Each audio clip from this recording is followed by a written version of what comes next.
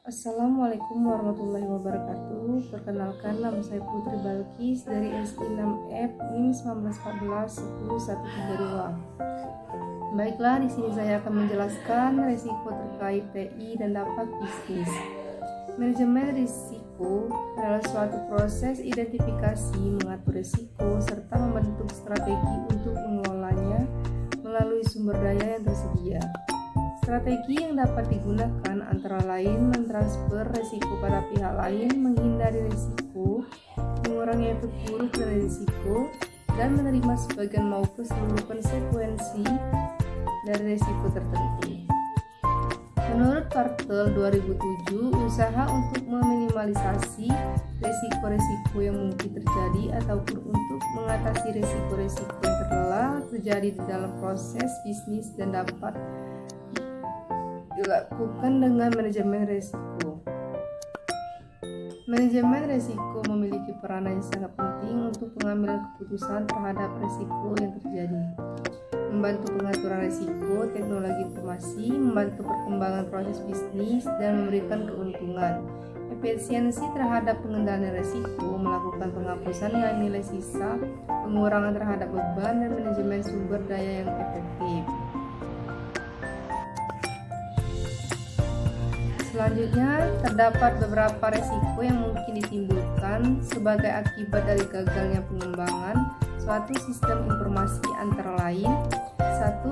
Sistem informasi yang dikembangkan tidak sesuai dengan kebutuhan organisasi.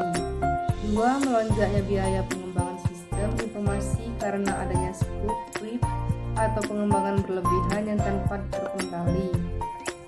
3. Sistem informasi yang dikembangkan tidak dapat meningkatkan kinerja organisasi. Pemanfaatan dan pengelolaan teknologi informasi TI sekarang ini sudah menjadi perhatian di semua bidang dikarenakan nilai aset yang tinggi yang mempengaruhi secara langsung kegiatan dan proses bisnis. Kinerja TI terhadap otomasi pada sebuah organisasi perlu selalu diawasi dan dievaluasi secara berkala agar seluruh mekanisme manajemen TI berjalan sesuai dengan perencanaan, tujuan, serta proses bisnis organisasi. Bagaimana dengan organisasi bisnis saat ini dalam mengelola risiko TI?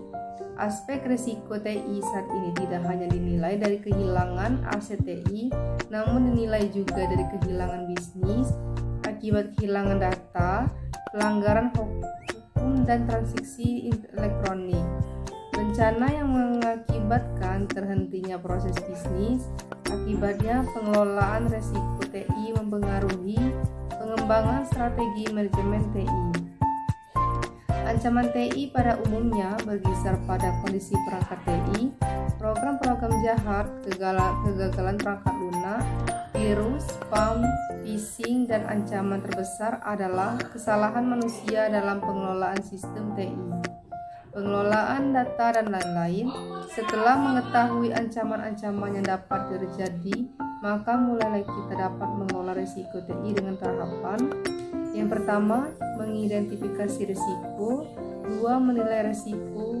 3. Mengurangi risiko. 4. Mengembangkan rencana respon. 5. Mengkaji prosedur manajemen risiko.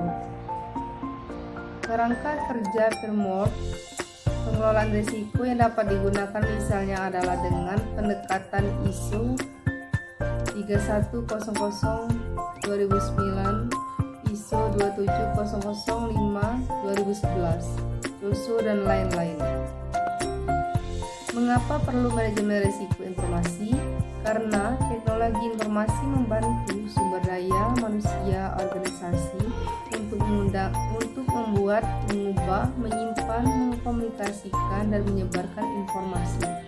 Pentingnya pengelolaan bidang teknologi informasi menyebabkan perlu dilakukan pengamanan aset yang digunakan dalam teknologi informasi atau yang dikenal dengan istilah keamanan teknologi informasi. Teknologi informasi yang dibangun pada sebuah organisasi harus menggunakan sistem yang interaktif dan mudah digunakan serta memberi rasa nyaman bagi pengguna tanpa menyampingkan aspek keamanan informasi. Tujuan dilakukan implementasi manajemen risiko di PIYXZ untuk memastikan risiko-risiko yang ada di perusahaan telah diidentifikasi dan dinilai, serta telah dibuatkan rencana tindakan untuk meminimalisasi dampak dan kemungkinan terjadinya risiko tersebut, baik dari aspek strategi, operasional, reporting, dan komplain. 2. Memastikan struktur perusahaan memiliki peta risiko risk register yang direview setiap setahun. 3. Memastikan bahwa rencana tindakan untuk meminimalisasi dampak atau memungkinkan terjadi risiko telah dilaksanakan secara efektif dan dapat meminimalisasi tingkat risiko, tingkat dampak, dan tingkat kemungkinan terjadinya risiko. Membantu manajemen perusahaan dalam pengambilan keputusan dengan menyediakan informasi mengenai risiko-risiko yang ada di perusahaan. Kerangka kerja COVID-5 Risk untuk manajemen risiko. COVID-5 menyediakan kerangka kerja komprehensif yang membantu perusahaan dalam mencapai tujuan terkait tata kelola dan manajemen teknologi informasi perusahaan TI. Sederhananya, COVID-5 membantu perusahaan untuk menciptakan nilai optimal dari TI dengan menjaga keseimbangan antara mewujudkan manfaat dan mengoptimalkan tingkat risiko dan penggunaan sumber daya. Respon mitigasi resiko. Tujuan mengidentifikasi respon risiko adalah untuk membawa risiko sejalan dengan selera risiko yang ditentukan untuk perusahaan. Respon perlu didefinisikan sedemikian rupa agar risiko residual di masa depan, yaitu risiko saat ini dengan respon risiko didefinisikan dan diimplementasikan, masih berada dalam batas toleransi risiko. Tindakan mitigasi diambil untuk mengurangi frekuensi atau dampak risiko. Cara paling umum untuk mengurangi risiko meliputi: 1. Memperkuat praktek manajemen di risiko TI secara keseluruhan. 2. Memperkenalkan sejumlah tindakan pengendalian yang dimaksudkan untuk mengurangi frekuensi peristiwa buruk yang terjadi atau bisnis dari suatu peristiwa. 3. Kontrol dalam konteks manajemen risiko, misalnya membuat kebijakan, prosedur, dan praktik struktur atau informasi, dan lain-lain. 4. Mitigasi risiko juga dapat digunakan atau dilakukan dengan metode lain, misalnya menggunakan kerangka kerja dan standar manajemen TI yang telah tersedia.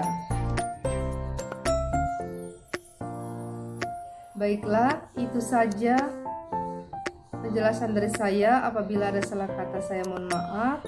Wassalamualaikum warahmatullahi wabarakatuh.